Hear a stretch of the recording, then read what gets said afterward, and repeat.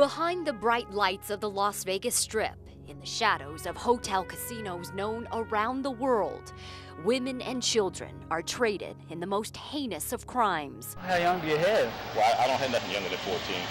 Okay, no, 14 is good. What you're witnessing is a child sex trade negotiation happening in Las Vegas. The undercover investigator is from faith-based group Shared Hope International. The group found more than 1,400 children are trafficked into sex slavery in Las Vegas. On nights when big events come to Las Vegas, so do visitors ready to spend, making human trafficking the fastest growing crime in the world. If you pay the price, you can get what you want. I can get it for you. Really?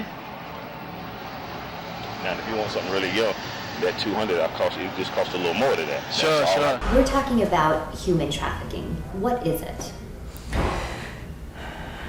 It's the buying and selling of human beings as if they're a commodity. Marlene Richter works with sex trafficking victims after they are rescued. She says each victim, whether trafficked for labor or sex, tells a similar story of coercion, violence, and greed. They starve them, they beat them, they rape them, they hit them, they lock them in, they take everything away from them.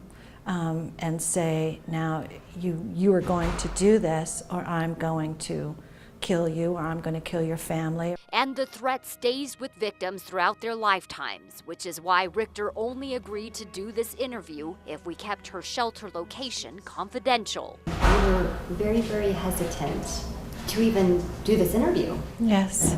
Tell me why. Human trafficking is unlike anything else that we talk about. Victims tell Richter they would rather prostitute themselves every night instead of finding out what happens if they disobey their pimps.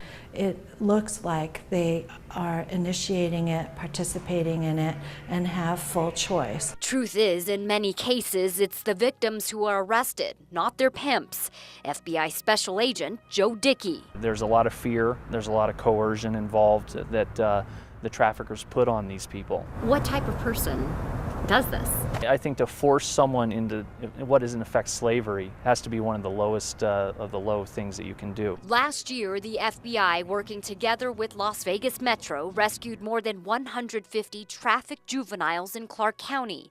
But since the creation of a joint human trafficking task force in November 2008, Dickey says only a few offenders have actually been convicted of federal human trafficking charges. The biggest challenge is really infiltrating the systems that they have set up. Another challenge is getting victims to testify against their pimps. If they're not cooperative with us and help us to ferret out who is controlling their movements, their pimps, other associates that work with the pimps, a lot of times they will face charges when they're picked up. Victims are often thrown in jail because it's a safe place, but only for a short time.